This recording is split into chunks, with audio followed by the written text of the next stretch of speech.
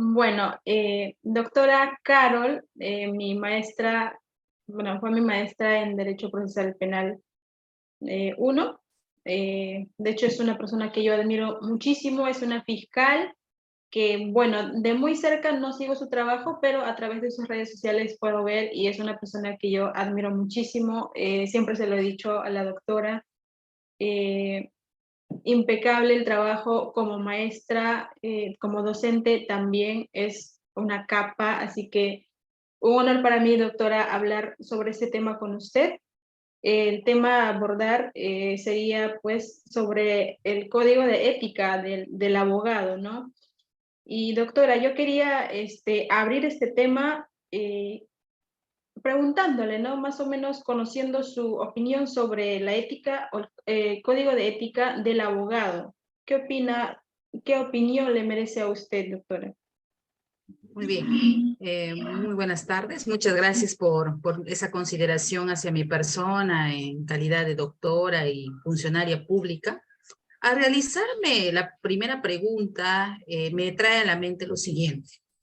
La ética de todo profesional abogado deviene desde los mandamientos de Couture.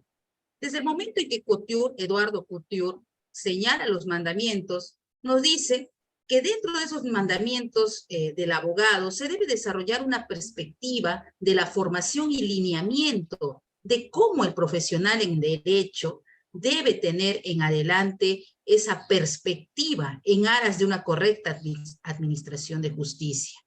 Couture nos dice, y solamente voy a señalar lo más importante que considero en mi práctica profesional y sobre todo en la experiencia que yo tengo ya aproximadamente 15 años de funcionaria pública en el Ministerio Público, debemos considerar la palabra estudia.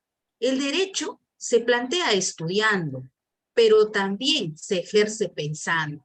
La correcta argumentación jurídica y dogmática jurídica argumentativa deviene de un estudio constante que tiene que ver con la ética, por cuanto un profesional de derecho debe relacionar no solamente el aspecto de la dogmática jurídica argumentativa en una motivación de caso, sino que los nuevos cambios en meritocracia para el futuro abogado es que se actualice diariamente en una constancia de que solamente la meritocracia nos dejará en todo caso esa salvaguarda de poder decir y ejercer correctamente el derecho.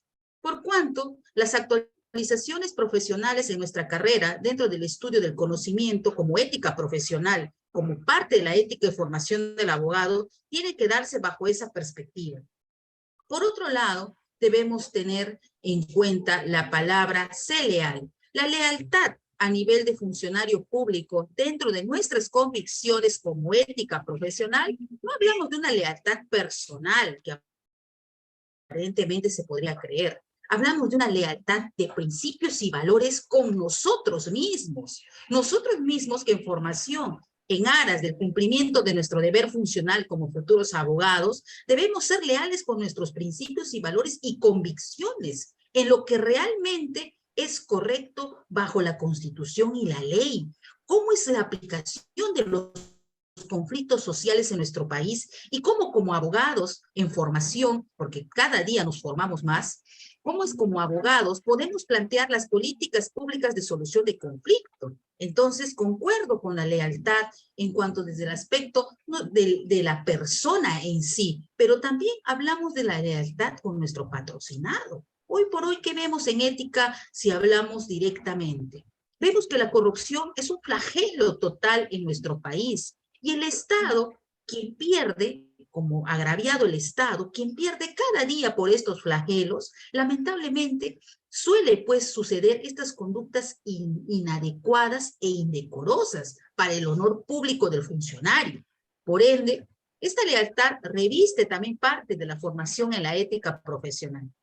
Si hablamos de otro aspecto importante respecto de la ética profesional, Eduardo Couture, en sus mandamientos, nos dice uno de los siguientes preceptos. No te sientas victorioso solo porque ganaste en una sola audiencia o tuviste una lucha de poderes de conocimiento, sino que también acuérdate que no todos los días puedes ganar, sino también que otros días puedes también tomar conocimiento que puedes perder un caso. Si hoy el funcionario bajo la ética ganó un caso, que ese caso no sea eterno. No tomemos las cosas a pecho por cuanto nosotros como abogados debemos internalizar que los casos no nos pertenecen. Los casos son de conflicto social, conflicto personal, que nosotros como operadores de la Administración de Justicia o defensores particulares o dentro de las áreas donde estamos desarrollando, debemos comprender que somos parte de, pero no está direccionado realmente a que si hoy día dentro de la ética profesional del colega es ganar un caso, recordarse que mañana también ganó un caso. No, sino que la ética profesional deviene que si yo gané un caso hoy día, ese es hoy día, y que mañana yo tengo que seguir preparándome para yo seguir obteniendo los resultados factibles. Y si fuera contrario sensus, recordar que cada experiencia en la carrera de Derecho, en nuestra formación dentro del Código de Ética, no es que digamos que desconocemos o somos ignorantes, sino que la preparación constante se tiene que dar bajo el estudio adecuado de la dogmática jurídica argumentativa. La ética profesional es un principio, un valor dogmático que solamente los abogados y toda persona que está dentro del marco del derecho como futuros colegas deben conocer. La ética define al ciudadano, colega de derecho, como aquella persona que se preocupa por la propia formación de sus principios y valores, pero que está al servicio de la sociedad, y no para estar servido, como muchas veces los funcionarios o colegas del derecho se sirven del inocente, sino que también el estar en constante transformación en nuestros conocimientos, en nuestro ámbito personal, nos ayuda a entender que nosotros estamos al servicio del ciudadano por nuestras 7 aristas del Colegio de Abogados de cualquiera del país, de la cual reviste nuestros mandamientos, conforme lo señala Eduardo Couture.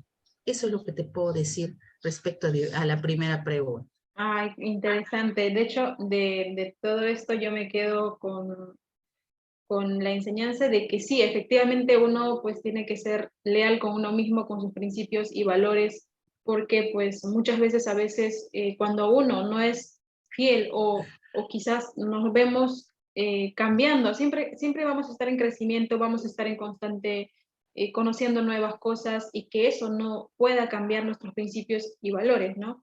Muy interesante, me encantó eso. Bueno, tengo otra consulta para usted, doctora, sobre eh, la opinión sobre el Código de Ética de Abogado desde el punto de una fiscal. ¿Cree usted, doctora, que esto se lleva a cabo? ¿Lo ha visto, quizás que nos pueda compartir alguna experiencia, ¿no? Dentro del trabajo fiscal con sus colegas, ¿no? ¿Qué nos podría comentar? Dentro del código de ética, dentro del Ministerio Público, como usted sabe, por principio de legalidad, el Ministerio Público es un organismo autónomo y que definitivamente dentro del aspecto procesal, porque eso es lo que vemos en el Ministerio Público, Código Sustantivo Penal y Procesal, incita a que la reserva de toda investigación basada directamente a que los conflictos sociales en reserva se deban dar bajo esa premisa del cuidado de lo que llevamos como investigación. No se olvide que dentro de la institución Ministerio Público hablamos del derecho fundamental más importante de todo ciudadano, que es la libertad. Y nosotros, al someter una investigación a un ciudadano, basta con el principio de presunción de inocencia que goza, le corresponde al Ministerio Público quebrar la presunción de inocencia. Pero para lograr ese quebrantamiento de la presunción de inocencia, muchas veces tenemos que realizar la figura donde definitivamente lo que concita para el código de ética dentro de la profesión del abogado en formación, sobre todo si está como funcionario público, es tomar en cuenta de los principios y valores que tiene uno como funcionario. Código de ética. El código de ética del abogado dice que el abogado seguirá en la convicción de su propio caso bajo la reserva estricta de lo que tiene dentro de un ámbito específico. El código de ética nos dice que la constante preparación del futuro colega no termina en el aula universitaria, es constante. Y por ende, esa actualización en la preparación debemos aplicar acá en los despachos fiscales. Desde el momento en que salen las normativas en jurisprudencia vinculante, desde el momento en que el Ejecutivo promulga algunas políticas públicas de lucha contra la corrupción y también contra la seguridad de ética profesional en el Ministerio Público, es que debe existir probidad, eficiencia y además la reserva estricta de las investigaciones. Eso también es ética, por cuanto debemos entender que la corrupción seguirá siendo un flagelo en nuestro país y que esta corrupción no termina, es constante. ¿Y qué hacer nosotros desde nuestro fuero institucional? Seguir los parámetros de la Constitución y la ley, respetando los valores y principios que como futuros colegas abogados que van a ser, y yo, que ya tengo 15 años en la institución pública y casi 20 años de abogada, hago referencia de que esos principios y valores son innatos de todo ciudadano que está en la carrera de Derecho y que es abogado, porque eso es lo que se ve dentro de la administración pública, la probidad, la eficiencia y la celeridad de las investigaciones, pero ¿cómo? Con adecuado estudio, con una adecuada actualización, con una adecuada reserva de las investigaciones. Entonces, la ética profesional del abogado basada en la institución Ministerio Público es con mayor razón cero corrupción, basado directamente desde mi perspectiva como funcionaria pública en los conocimientos que se deben dar en adelante en aras de una correcta administración de justicia. Muchas gracias, doctora. Sí, en efecto. Bueno, tengo otra pregunta, doctora, para usted. ¿Cómo ve usted en un futuro, ¿no? Para los próximos abogados, sobre la ética del abogado? ¿Cree que usted, la buena práctica de la ética en los abogados, cómo ve hasta el día de hoy y cómo cree que vaya en un futuro? ¿Cree que la buena ética o las buenas costumbres en un abogado se mantengan, crezca un poco más o vaya en descenso? ¿Cómo ha vivido hasta el día de hoy? ¿Cómo ha conocido desde su labor como tal, como una fiscal? ¿Y cree usted o tiene fe en que porque hemos visto muchas veces a donde vayamos, ¿no? Siempre nos vamos a encontrar con una injusticia, con una ilegalidad, ¿no? ¿Cree usted que la buena práctica de la ética del abogado vaya en ascenso o cómo cree usted que esto pueda suceder en un futuro? Quizás vaya en descenso, ¿no?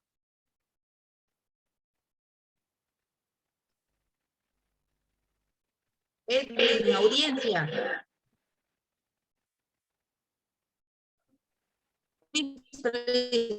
Listo. Bien, para hablar de lo que corresponde a que si debemos tener fe de que esta ética del abogado sirva para los futuros colegas en formación que ya están prontos a salir en las aulas universitarias, o que dentro del camino esta ética profesional del abogado sea de vital importancia para su formación, Eduardo Couture nos dice, ten fe. Yo te respondo así. ¿Por qué digo ten fe dentro de los mandamientos? Eduardo Couture, al decir ten fe, nos dice, hay que tener fe en la administración de justicia, hay que tener fe en los casos que llevamos dentro de los conflictos sociales, pero también hay que tener fe en la persona. Yo no podría en estos momentos definir que realmente el código de ética podría coadyuvar a que el futuro colega sea eficientemente probo. ¿Por qué? Porque como yo siempre digo desde mi perspectiva, no es el sistema, son las personas. Y las personas son las que se encargan de poder desde su arista como futuro abogado aplicar lo que dice el Código de Ética. El Código de Ética está ahí, está claro, está debidamente estructurado, pero ¿a quién le corresponde? ¿Al sistema aplicar? No, el sistema ya está. Está saliendo de vuestras universidades, de las aulas, para que aplique el Código de Ética. ¿Coadyuvaría el Código de Ética a que este profesional sea eficiente, probo y sea aceptado por la sociedad desde la perspectiva de un abogado modelo? Sí, sí, coadyuva el Código de Ética, pero eso va a depender del propio abogado, del propio estudiante, que aplique el Código de Ética con la formación de principios y valores basados en conocimientos dogmáticos, y que eso va a ayudar al crecimiento profesional. Por supuesto que sí, y lo digo desde mi experiencia. Durante todos estos años en el Ministerio Público, nunca me he olvidado de mi Código de Ética de abogada, porque sabemos y reconocemos que ese Código de Ética va de la mano con los principios de la vida, pero además que ese Código de Ética coadyuvará a que ese abogado eficiente, probo, tenga ese canal de poder decir que el Código de Ética del abogado es que realmente yo tengo que demostrar mi probidad, mi lealtad conmigo mismo, mis principios y valores directamente relacionados en mi trabajo diario. ¿Y quiénes me van a juzgar de mi propia labor? Es la ciudadanía. Ellos, con un tinte personal, son los primeros que van a decir si tú aplicaste bien tu código de ética o realmente te torciste por un acto de corrupción basado justamente en dejar en indefensión a un inocente, o en todo caso te serviste del inocente para cumplir un beneficio particular. Por eso es que mi respuesta en ello sería eso. Muchas gracias, doctora. Bueno, esas serían las preguntas, bueno, por el tiempo también, ¿no? Sé que usted tiene una agenda bastante apretada con sus labores, y muchas gracias por el espacio. Y nada, doctora, solamente para cerrar esta pequeña entrevista que yo había preparado para usted, algún consejo, ¿no? Para los muchachos que estamos prácticamente ya de salida. Y nada, doctora, le agradezco por su tiempo, muchísimas gracias, y pues algún pequeño mensaje para nosotros que estamos en salida. Les voy a dar un mensaje que yo siempre aprendí de un gran maestro mío. Los tiempos de Dios no son los tiempos del hombre, y los tiempos del hombre no son los tiempos de Dios. Hoy usted está en su tiempo, en su formación académica, en su formación como futuro colega del derecho. Haga que ese tiempo valioso, como tiempo perfecto de Dios, sea en beneficio de usted, conociendo, obviamente, desde la dogmática jurídica argumentativa, todos los conocimientos del mundo del derecho, sin olvidarse del ser humano que usted es. Lealtad, probidad, eficiencia y cero corrupción. Muchas gracias, estimada Elsa, por tu acogida a a esta ronda de preguntas que me lleva justamente a mucha reflexión. Muchísimas gracias a usted, doctora. Muchas gracias, le agradezco de corazón este espacio que me ha regalado en su tiempo. Y muchas gracias, doctora. Esas serían las preguntas, y gracias, ¿no?, por este pequeño conversatorio. Voy a detenerme. No, gracias a ti por considerarme a una persona a quien tú admiras. Tengo mi admiradora directa. Sí, doctora. Sí, siempre se lo he dicho. Gracias. Sigo de muy cerca por redes sociales su trabajo. Y muchas gracias, doctora. A ver, voy